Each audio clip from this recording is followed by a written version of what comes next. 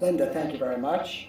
And I welcome everyone from the World Affairs Council to this first of our four-part program focusing on global issues that affect the Houston community. As Linda suggested, Thompson and Knight is delighted to host these functions. We are a global-based law firm with a consulting group that focuses, among other places, in the Mideast. And I'm delighted to have both of these guests with me today. Afshin Molavi is the Senior Fellow at the New American Foundation, where he writes on the politics and economics of the Mideast. He's a former Dubai-based correspondent for Reuters and a regular contributor to the Washington Post and other publications. He's covered the Mideast and Washington on a wide range of international issues, and for purposes of this program, I've read some of his work, and I trust you'll find it extraordinarily interesting. He has very keen insights into the commonalities of the people living in the Mideast and what is affecting them today. To my left is Andy Lipow, who is the president of Lipow Oil Associates, and for 30 years he's been in the business. He worked for Amoco. He has very good credentials. He grew up about 10 miles from where I did on Long Island, and I'm a little bit older than I escaped Long Island and came here. He followed. He has been a contributor to many TV news shows, so you probably have seen him either on Fox Business shows, on CNBC, Bloomberg TV, and other media outlets. And I would encourage you to welcome both Andy and Afshin.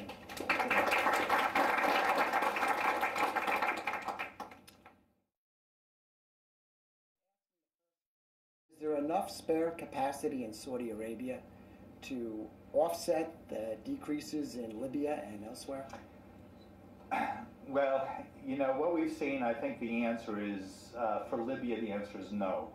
You know, now people go out and they say, well, you know, we've lost 1.3 million barrels or so of Libyan oil, less than 2% of the world's supply.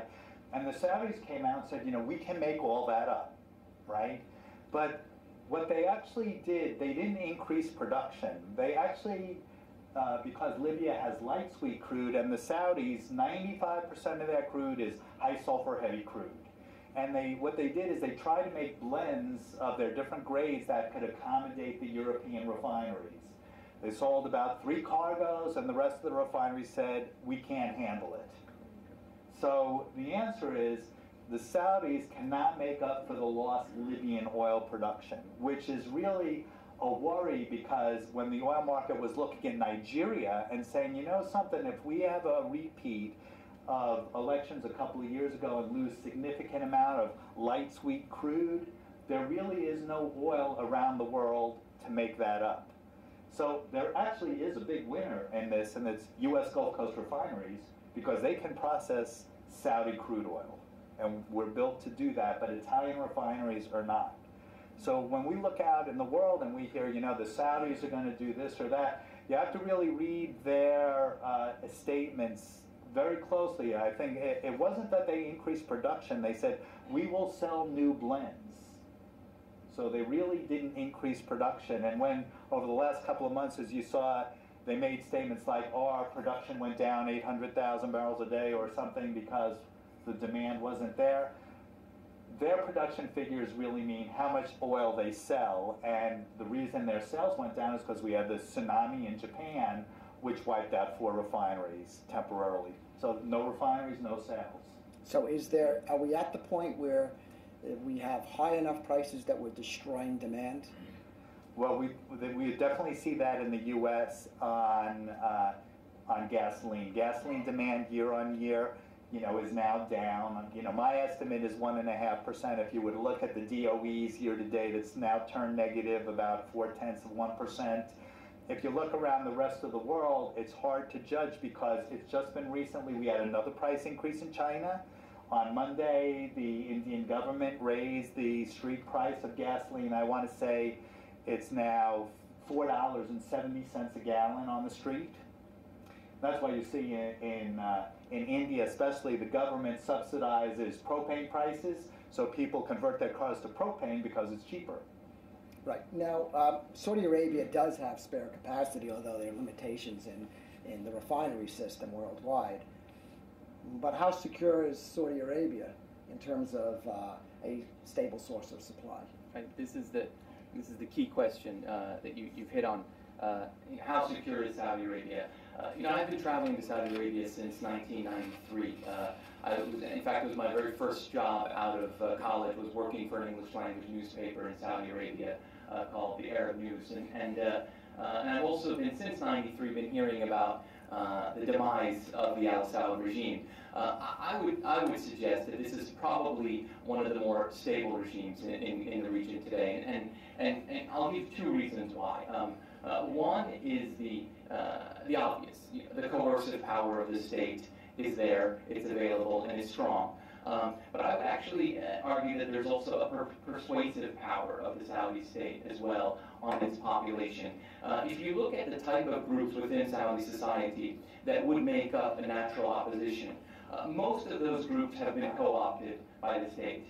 So take a look at the conservative clerics, who might make up a potential opposition and who do make up an opposition in other parts of the region. They've largely been co-opted by the state. They're paid by the state. I was fortunate to be invited to an event at the Al Yamama Palace in Riyadh. It was a private event that is held every Tuesday. King Abdullah of Saudi Arabia visits with the members of the Saudi clergy every Tuesday. Someone in the royal court took me in. I watched it. He basically sat with them for 2 hours. They engaged, they talked, they traded ideas, they prayed together, and everybody went home. Now, who was that person who took me to that event? He was a member of Saudi Arabia's liberal intelligentsia. Now, this is the second group that would likely form part of an opposition. Well, largely, much of Saudi Arabia's liberal intelligentsia has also been co-opted by the state. They've been given jobs, they've been given patronage, they work for Saudi-owned newspapers, for example. And then the third group that might be potentially opposition or could foment opposition are other Arab journalists. But when you look at what Saudi Arabia has done, they've done a pretty good job of owning Arab journalists.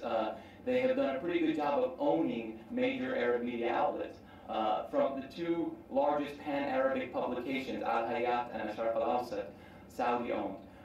The second most important television station in the Arab world, Al Arabiya, Saudi-owned publication. So you've got Lebanese journalists, Egyptian journalists, Kuwaiti journalists, others working essentially for the Saudi state. And then the last thing to note, I think, is that the Al Saud rulers are not Saddam Hussein of Iraq. They're not Hafez al-Assad of Syria. They can be tough, but they don't make a regular practice of jailing their dissidents, torturing them, executing them. They tend to use what Andy was talking about, throwing money at them. In fact, one of the ways to make a little bit of money was to start off as a dissident in Saudi Arabia, get interrogated by the intelligence ministry, and then before you know it, you've got a cushy job making a certain amount of money, pretty good money. And so I think Saudi Arabia, and then the last point that's worth noting is, as having traveled to Saudi Arabia since the early 90s, this particular king, King Abdullah, remains quite popular. And one of the reasons that he's popular in Saudi Arabia is that he is not seen as corrupt as the previous king. He wears his pro-Palestinian credentials proudly. He also is seen as a very pious man, whereas the previous king was a bit of a playboy with gambling debts from Monaco to Las Vegas. This king is a pious man who has taken quite significant steps in initiating dialogue among Saudis as well. So broadly speaking, I'd say the Saudi regime is stable for a variety of these reasons. The question was relating to Iraq, and that the relationship between our military ends the end of this year, and unless it's renewed, then there'll be a vacuum, and question was impregnated by the notion that the vacuum would be filled by Iran, if I properly characterized your question. Yeah, I think you're right to assume that the vacuum would attempt to be filled by Iran. I think that from the very beginning of the 2003 Iraq war and its aftermath, Iran has sent in men, materiel, Revolutionary Guards forces, intelligence ministry folks, and they flooded the zone in Iraq.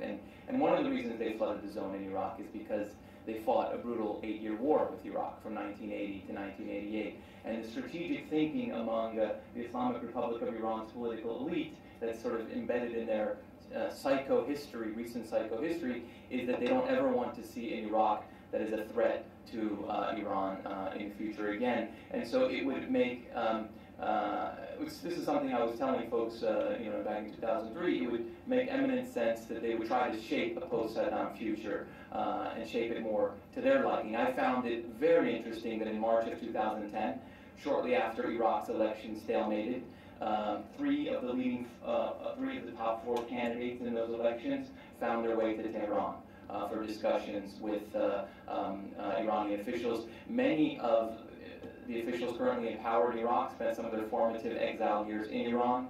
There are deep ties there. Now, having said that, there's a sense of Iraqi nationalism. There's old Arab, Persian enmity. I don't think I'm just suggesting that Iraq is simply going to take orders from Iran. And when, as was suggested, Iraq starts producing 5, 6, 7 million barrels per day and starts surpassing Iran, I think that the relationship could potentially change as well. But clearly, Iran, what is Iran's end game in Iraq is partly what you're asking also. I don't think Iran wants to see an Iraq that is successful, prosperous, democracy allied with the United States. They'd like to see a wounded, sort of moderately limping country that is within Iran's orbit of influence, but is not in a chaotic environment, chaotic situation as well. Well, they desperately need the Iraqi oil reserves because their reserves are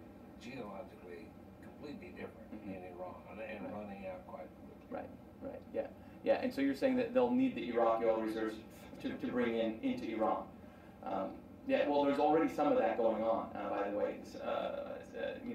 Just being trucked across the border into Iran. Okay, one more question to respect everyone's time. Are either of you hearing anything about oil being potentially traded in currencies other than dollars, possibly a basket of currencies, moving to anything along those lines? Well, I mean, it's been happening. We see, Venezuelan oil tenders come out for euros. So, I mean, that's been common. And, the Iranians, they've been out there in some of their tenders looking for euros and things like that. The biggest issue that the Iranians have is selling their oil and getting letters of credit through banks. Because with all the sanctions and things like that, when you hear all this oil is sitting on vessels, it's Iranian oil because they can't sell it because no one will, the banks won't post letters of credits and you can't get letters of indemnity. But yes, there are some euro transactions going on, and if you can see, I want to say the Iranians and the Venezuelans are very poor currency traders because they got into the euros at the strongest euro point, and then, all of a sudden, I forget which way we were, whether it was 160 or 90, to the dollar, and then, they loaded up on euros, and all of a sudden the dollar strengthened. So they were on the wrong side of that trade, but, it's more of a political statement. And despite all of the, rhetoric coming out of Venezuela, we still buy a ton of their oil because it's the cheapest. And in fact, the Venezuelans are now mad at the Chinese because they gave the Chinese a break on some of their oil products. And the Chinese went right out and sold it, and collected the money for themselves into Singapore. Good capitalism. Capitalism at work. All right, well, let me thank the World Affairs Council and Linda in particular for allowing Thompson and Knight to host this event. I certainly thank Afshin and Andy for joining us. No doubt their insight into the particular areas that they work proved to be very valuable today. And on the behalf of the World Affairs Council and Thompson and Knight, we thank you for joining us. Thank you. Thank you.